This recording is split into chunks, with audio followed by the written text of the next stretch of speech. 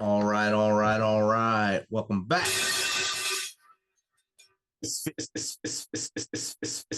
Fit Nation. If you're a veteran and you're struggling or feel like you're leading a path towards the darkness, stop and think about those who are around you. Think about how they truly value you, how they will miss you. You are not alone. You need to talk to someone. Someone will listen to you. If you feel like a burden to someone or you feel embarrassed to talk to your friends and family, definitely use the hotline at 988 and press option 1. Don't make a permanent solution to a temporary problem. If you're a new listener, thanks for joining us. Please subscribe to our show on your favorite podcast apps. And don't forget to subscribe to our YouTube channel at _Misfit Nation. That's _Misfit Nation. Subscribe and click the bell to keep you up to date with our latest news, episodes, and of course, the stories of our great guests. Speaking of which, our next guest is the founder of the Economist Conference, an event centered around financial independence. The Economy has been described as a party about money, as well as the TED Talks of the FIRE movement. She's also the host of the popular podcast Optimal Finance Daily, 300,000 downloads per week, where she narrates articles from the best financial blogs on the planet. After getting out of $30,000 in debt in 11 months, she used her newfound financial freedom to negotiate a remote working arrangement with her employer, take a 2-month sabbatical to walk 500 miles, that's 500 miles, across northern Spain on the Camino de Santiago, and launch her own business. So without further ado, let's welcome Diania Merriam to the Misfit Nation. Welcome, Diania. Thanks so much for having me. This is awesome. I'm glad we were able to get this thing squeezed in between both of our schedules and rock this thing out. So, if you don't mind, Anna, tell the Misfit Nation a little bit about your background that I didn't cover there, from as far back as you want to go to where we are now. Sure. So I built a corporate career in New York City within the industry of brand extension and licensing. And I really spent my 20s knowing nothing about money, really having my 20s in New York City, partying it up and spending recklessly.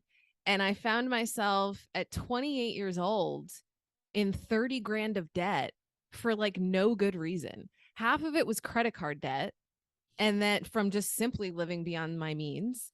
And then the other half was student loans, which 15 grand of student loans is like nothing. Like I'm sure people are listening to this like, what are you complaining about? However, I got a full academic scholarship to college and I took out loans for living expenses because I was 18 and I didn't know that like when someone's offering you a loan that you shouldn't take it. And so yeah, I that's why I say I was in 30 grand of debt for no reason. And so I had my 30th birthday looming. I think 30 is one of those big birthdays where you really reflect on your life. And I realized that, as much as I was focused on increasing my income, I really didn't have a lot to show for it. And I wanted to get out of debt.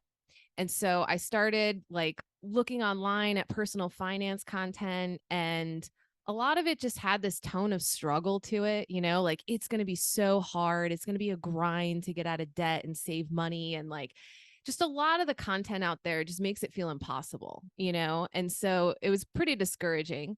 And then I come across this blog called Mr. Money Mustache. And this guy's a total badass, even though he has like a funny name. But he is one of the most popular bloggers in the FIRE movement, which stands for Financial Independence Retire Early. And this is a lifestyle movement of people who are saving very large percentages of their income and they're retiring early. So Mr. Money Mustache, his real name is Pete. He retired at 30 years old because he was saving like 70 to 80% of his income or something like that while he was working. And so I read his blog, like I devoured it with a spoon. I read every single article and became obsessed with it. And it really helped me understand that I didn't actually have an income problem. I had a money management problem. And I was really wasting a lot of money on stuff that wasn't adding a lot of value to my life. And so he really helped me kind of have this very deep mindset shift and a new respect for money, to see it as this like incredibly valuable tool. that most of us waste because we've been conditioned since the day we were born to be good consumers. And so I kind of started this process of questioning a lot of my habits and assumptions around money and really changing a lot of my behaviors, which led me to get out of 30 grand of debt in 11 months. And then I started saving and investing about 60% of my income from there. And that opened up a world of options for me that I wouldn't have even considered if I wasn't in the financial position that I soon found myself in after getting out of debt and saving all this money. So that's kind of the background of like what got me into this stuff.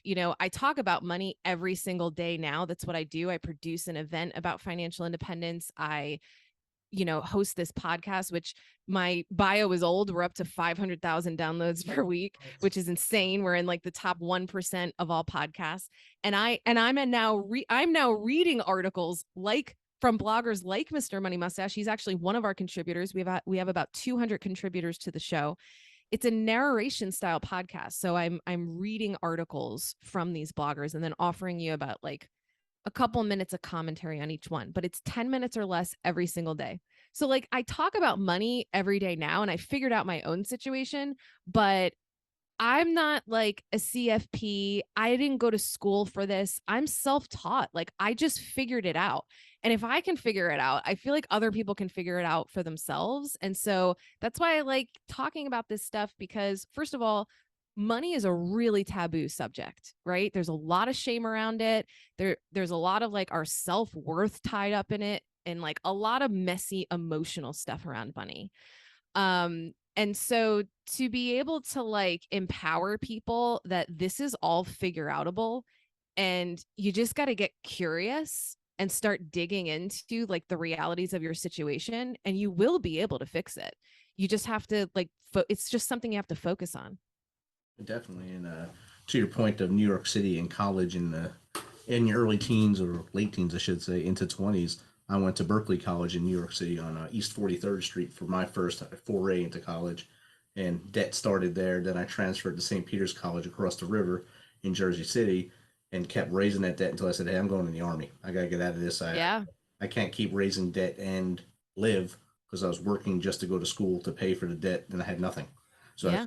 let me start a career, and I started that career and had the Army help me pay it back and started getting on my feet. But financial woes ruined a lot of my friends' careers as we went through the ranks because they had that small family growing and not a lot of income coming in at all. Yep. Overriding debt on top of that, it crushes souls, and you lose your clearance, you lose your job. Absolutely. Yeah. So I feel the New York City burden there for you. So tell us about your conference about financial independence. What made Yeah. you do that? So this conference was really the answer to my question. Like, if I was actually financially independent, which I had been on track to reach that by the time I was 40 years old, I totally blew up that plan by quitting my corporate career like a year and a half ago. So who knows when I'll actually reach it. But I've reached this other kind of financial milestone called Coast Fi. And this basically means I have front loaded my retirement savings. So I have enough in my retirement vehicles where, I'm 35 now. By the time I'm 65, 30 years from now, it will grow through the power of compound interest to what I need at that age to actually like traditionally retire. So basically where I'm at now is I've been kind of downshifting in that I still need to work for money, but I don't need to work full time. And my expenses are really low and I've already like saved and invested for retirement. So basically I meet all of my expenses on one day of work, which is this podcast that I do. However, the conference was supposed to be like, what would I do with my time if I didn't need to make money? I'd create a party about money. Like this is supposed to be my retirement project, but I got so excited about it. I couldn't wait. And I'm so glad that I didn't wait because it really has changed my trajectory by creating this thing. And it was inspired by this other event that I go to, which I actually just went to the last one. They've been running this for 10 years and they're shutting it down. It's called the World Domination Summit, which sounds insane, right? Like it produced by Pinky and the Brain or something like that. But I went to this event because Mr. Money Mustache spoke at it in like 2016. That's how I learned about it. And so I've gone like 4 or 5 times since. And this event attracts like 2,000 super interesting people, like people living unconventional lives. And they have these main stage speakers that are telling you about like the charity they started or the athletic feat they accomplished, or like the one of my favorite speeches from this last event was it Colin O'Brady? He walked across Antarctica. He was like the first guy to walk across Antarctica unassisted. He pulled 375 pounds of food behind him for like 2 months to walk across Antarctica. I mean, it was insane. But it's these kind of people that are living these very unconventional lives, and you're surrounded by them at an event like that. And every time I would go, I would leave feeling like my life was so full of possibility, because it is. But when we're in the daily grind, we can't see that. And so sometimes you got to like get yourself into a obscure event like that and be surrounded by people that are thinking differently. And so I wanted to create something that would give other people that feeling, but specifically about their money. And so that's how Economy was born. It was really inspired by World Domination Summit. I took what I thought was the best parts of that event and really mirrored a lot of what they do. And then I also added like a lot of my own unique elements to it. So the crux of it is it's really about inspiration and community. I don't see what the point is of retiring early if I've got no one to hang out with. I'm like an extreme extrovert, right? So I've got to make friends of other people that are doing this weird thing of like saving 60% of their income and retiring in their 30s and 40s so that I have people to hang out with. And actually, my best friend today, I met her at the first economy conference, which happened in 2020. And she's the only other person that I know that has full autonomy over her time. So just yesterday, I mean, yesterday was what's today? I don't even know what day it is. It's Thursday. Yesterday was a Wednesday. We floated down the Miami River in Cincinnati, Ohio in like the middle of the afternoon while everybody else is like sitting at their desk. We get to do things like that. We go long distance hiking every weekend. And it's pretty amazing to have friends that are like on the same kind of path that you're on.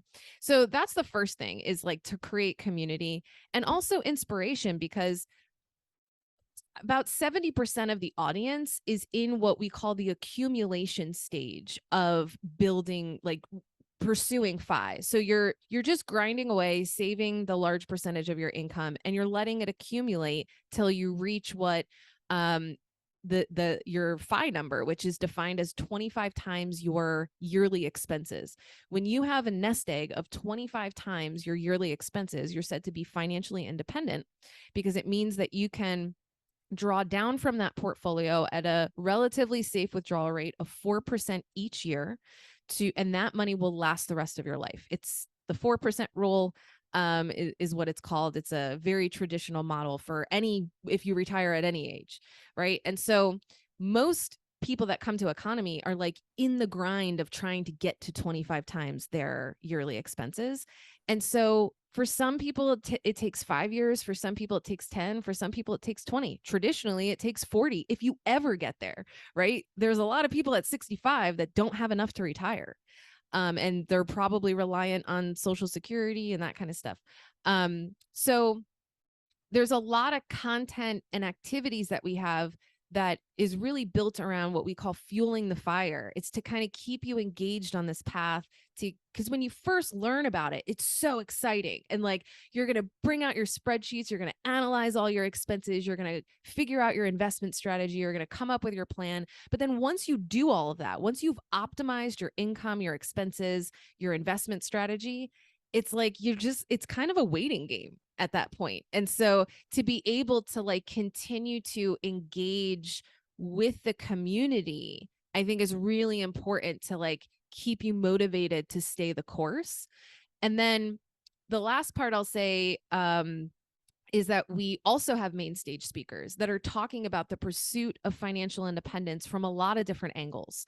So we had a great speaker on student loan debt, since we were talking about student loan debt, right? What do you do about that? I mean, he's a leading expert in the space that gave a very compelling presentation that I wish I would have known when I was dealing with my student loan debt.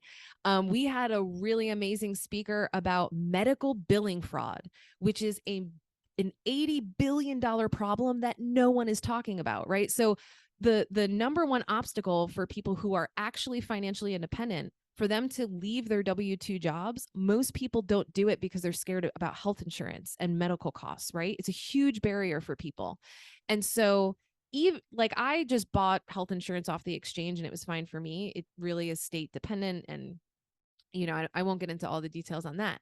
But even if you have insurance, you can get a medical bill that, insurance decides not to cover, or it's still very expensive, even though you have insurance. And so, this presenter named Angel Salucci, she really showed people like what this problem is all about and how do you analyze your medical bills to advocate for yourself, and make sure that you're not being taken advantage of. I mean, medical care is the only thing we pay for where we have no idea how much it's going to cost until afterwards. So you can't even determine if you can afford it until after you get the care. Anyway, so there's a lot of different presentations on like tactical things like that, but then there's a lot for inspiration. Like the most popular speech from the first economy conference was a woman named Jackie Cummings Koski. And she discovered the FIRE movement at 38 years old. She was a single Black woman single Black mother making less than six figures. And she retired at 49. Wow. Now, granted, she did it during this incredible bull run that we just had, right? We're probably entering a recession. So, but still, a recession is an amazing time for people to invest because then you get to ride the wave back up over the long term, right? But still, I mean, the fact, like, she did this presentation where she opened up the books, she showed you all of her numbers, she explained to you exactly how she reached financial independence in 10 years, and it was incredible. People really appreciate the transparency because, again, money is such a taboo topic that a lot of us don't want to talk about our income and our expenses and how we're investing because either we're embarrassed about it or we feel that, we don't want everyone to know how much money we have, right? We're worried about people coming with their hand out, looking for us to support them as well. So, it's a complex topic, but I find that the generosity, the transparency, and the openness of the people in the FI community that are talking about this stuff is so helpful for, others that are figuring out their path as well. Definitely. And on the point of medical stuff, a lot of people, not just the doctors, they're afraid to go to doctors because they don't know that crapshoot that's going to happen when they walk in Yep. the door. Oh, you have X wrong with you. You don't even know what X is. They can Oh, just, yeah. you have no idea what that word is. It's in Latin or something. And they say it to you, and oh, it's got to be deadly. It's got to be deadly. I go to seven more doctors.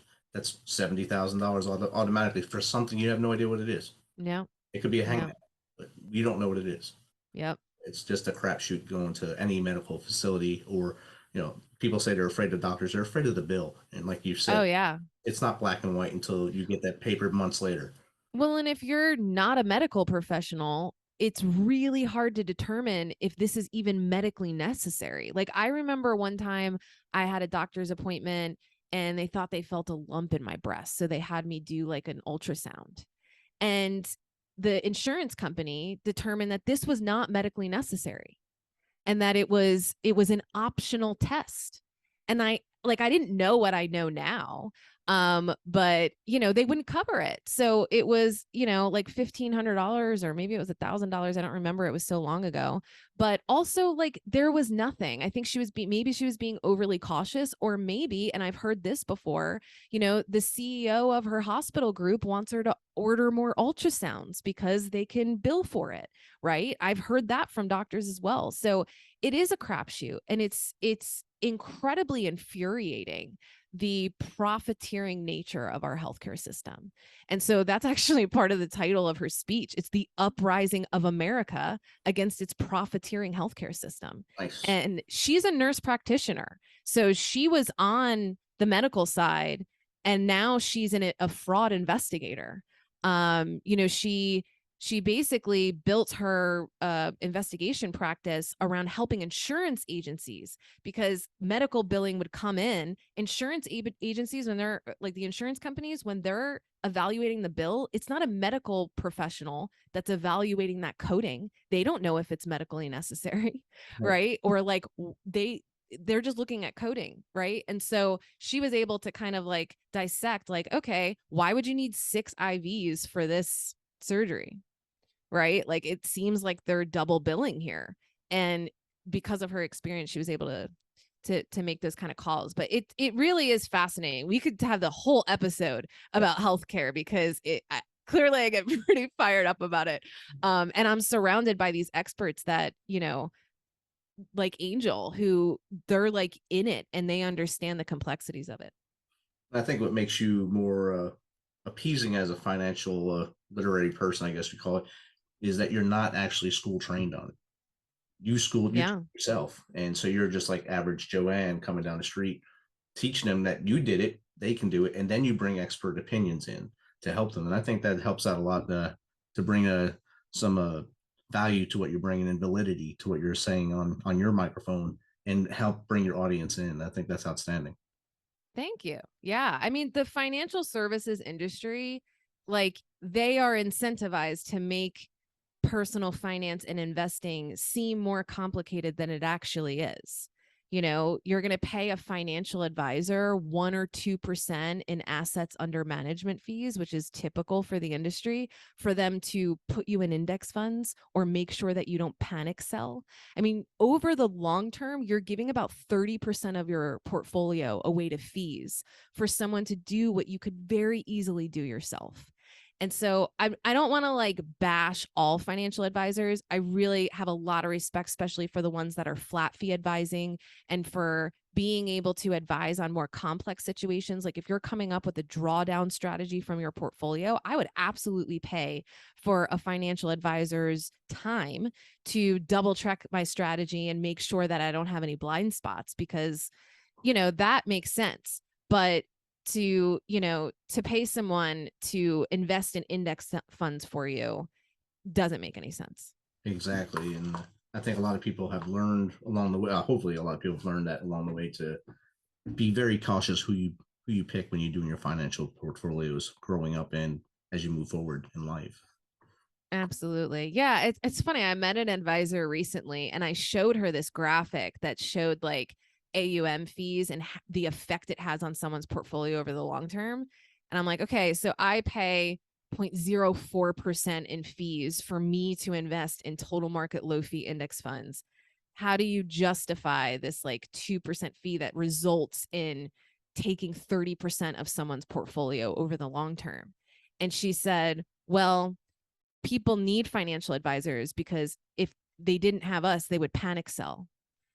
If everyone was just investing in index funds, there would be no need for us. So what you're doing is great, but most people wouldn't do that. And I just found it fascinating that the solution for making sure people don't panic sell is to take such a large percentage of their portfolio rather than to educate people on how you can easily do it on your own. I mean, I don't know, it boggles my mind.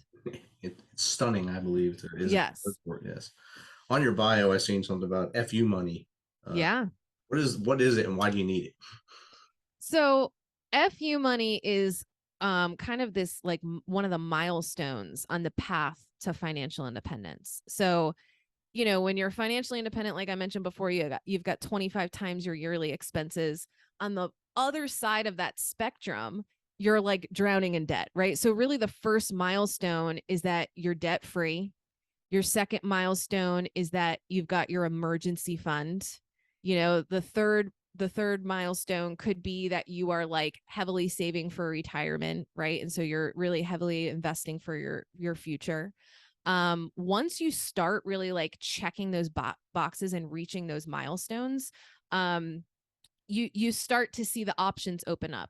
And so FU money is really kind of like a larger emergency fund, I guess you can say. So most people in their emergency fund will want to keep around 3 to 6 months of cash. I personally do a year of cash, but that's because I'm an entrepreneur now. And so my income very much fluctuates. But even before, when I had a full-time job, a W-2 job, I really was shooting for a year of cash because to me, it's just that's a sense of security to know that I've got a year of expenses that I'm holding in cash. I also, my investment strategy, I have a 100% stock portfolio. So I don't have any bonds. I don't really have anything kind of smoothing the ride of the volatility of the stock market. Right. And so I manage that risk by holding probably more cash than what people think is reasonable. But I call it my emergency/opportunity fund. But FU money, I would define as 2 years of cash. And what that means is that you basically you still have to work, but you have enough money where like you can float yourself for a while to experiment with some things. Maybe you want to take a mini sabbatical or a mini retirement, we like to call it. You take some time off, you think if, do I want to use this time to build a business or explore the world or what do I want to do? And it's basically enough of a pool of money where like when the shit hits the fan at your job, you can say, F you, I'm out of here. And that's exactly what happened to me. So, so I was with my employer for 9 years and this is where I thought I was going to be. I was going to just stay at this company until I reached financial independence. Like that was my plan. And, I was one of their top performers. I was a salesperson and they had given me, three 20% raises 3 years in a row. Like my income was really climbing. They let me move from New York City to Cincinnati and work remotely in 2017, which is like way before the norm, before COVID times where like now everybody's working remotely. They let me take 2 months off of work to go walk the Camino in Spain. That they were like, very much they were treating me very well, right? But then this company through this slow process of like being acquired and then they were spun off and then they were joint ventured, so like the culture of the company changed a lot over time, and we had this new CEO, and it went it very quickly turned into a boys club. And I found myself as the only woman on my team, and a lot of my favorite colleagues kind of fled the company. And I didn't realize it at the time, but it was because women were not treated very well at this kind of new management that we had. And I later found that out when I was kind of exploring what my options were and like what was going on with my situation. But basically, I got a new boss, and it was the result of like the CEO just picking his good friend who was completely unqualified and incompetent. And have never had an incompetent boss before. I'm sure people are like listening to this laughing, like, welcome to my everyday, right? But like, I'm very fortunate that I've always worked for people that like really knew what they were doing. And I learned a lot from them, and they were great managers. And so this was like new territory for me. And at first, I was kind of like, oh, like he doesn't know what he's doing. So like I can talk circles around him and it's fine. Like he's not bothering me. Like this is great. But what I didn't realize is that he also couldn't understand the value that I brought. And he made it very clear over time that I was being held to a much higher standard than my male colleagues. And I was also paid a lot less, like 50 grand less. Wow. Yeah. So when this whole like Black Lives Matter and Me Too and all that stuff was going on, like, I think that was like beginning of COVID, right? And I was getting pulled into all these meetings about like diversity and inclusion, right? Which a lot of corporations did these initiatives at that time. And it was largely performative, right? It's largely like, we're going to say we care about this, but we're not going to actually do anything about it. And so I found myself in those kind of meetings. And when I was asked, well, you as the only woman on the team, what do you think about diversity and inclusion? And I just straightforward said, like, this is about pay parity. Like, if you really care, then just pay women the same that you pay men. Like, why is this so complicated? Right.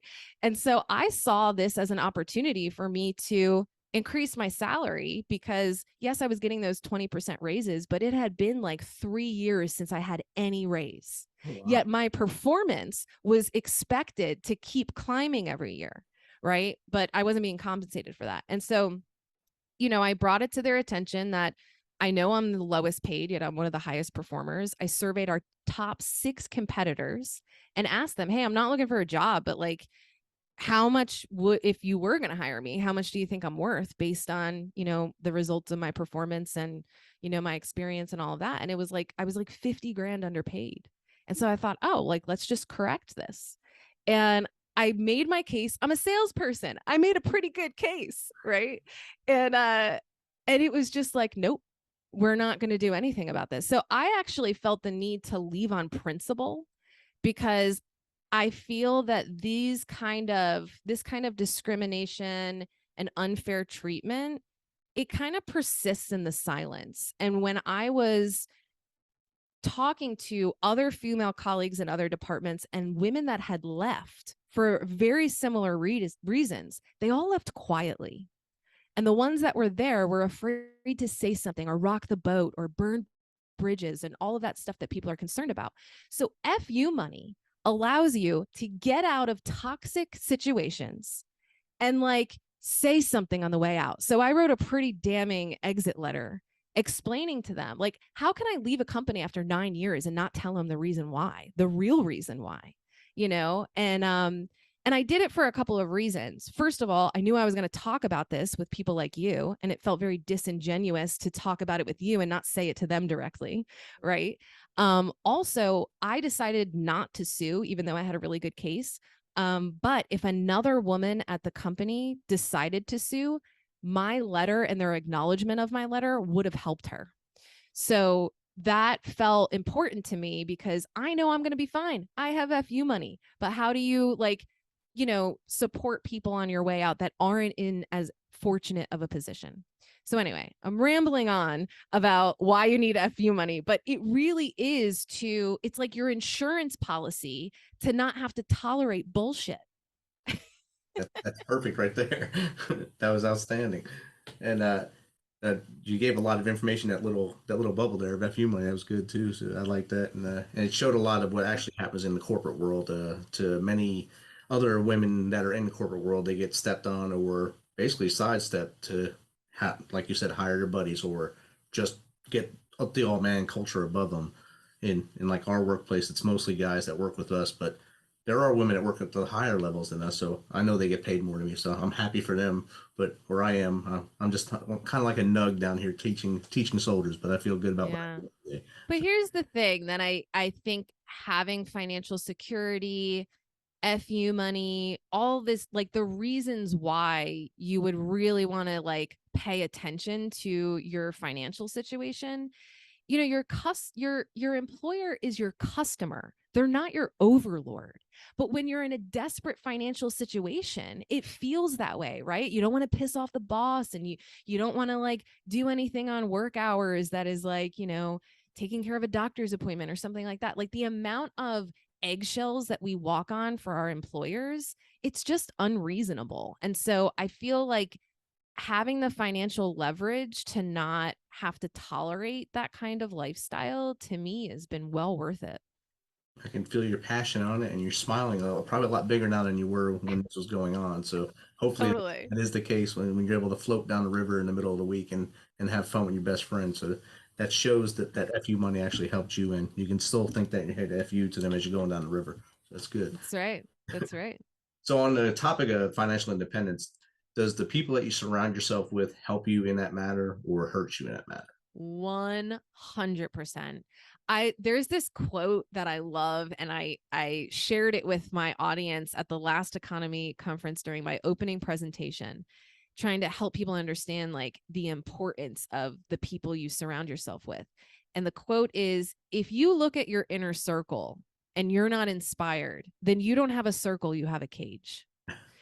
And seriously, it really makes a lot of sense to me because it's like we can be really intentional about like maybe what job we pick or, who we marry, or there's certain things that we can be pretty intentional about, but a lot of times it's like we just hang out with the people that are around or the people that we've always hung out with.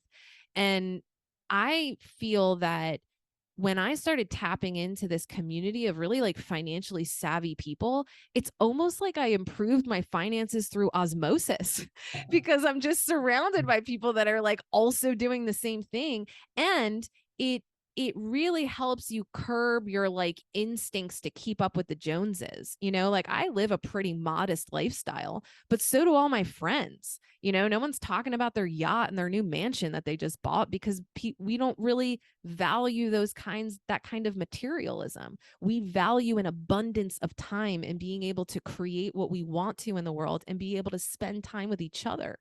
And so surrounding yourself with people with those values, I just find that there's like a depth to them that you just don't get from kind of more surface level people. Like my best friend Erin on the river yesterday, she said something that I thought was so accurate, where she said shallow people talk about other people and deeper people talk about ideas.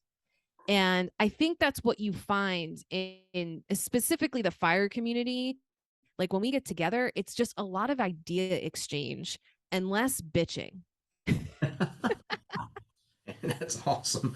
That'd be a great day for me. I hate hearing all that side of the I guess the shallow side of it. I like the deeper thoughts. So that's good. Yes. Yeah, that's awesome. Diana, thanks for sharing all your knowledge with us in this short period. This probably can go on for 2 hours talking to you like this, but I know you have a life and we have to let you get back to it. How does someone get in contact with you to either pick your brain or just listen to your show or whatever? Yeah.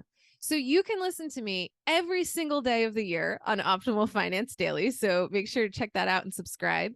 You can also go to my YouTube channel if you just look up Economy Conference. And economy is spelled with an M-E at the end, not an M-Y. So economy.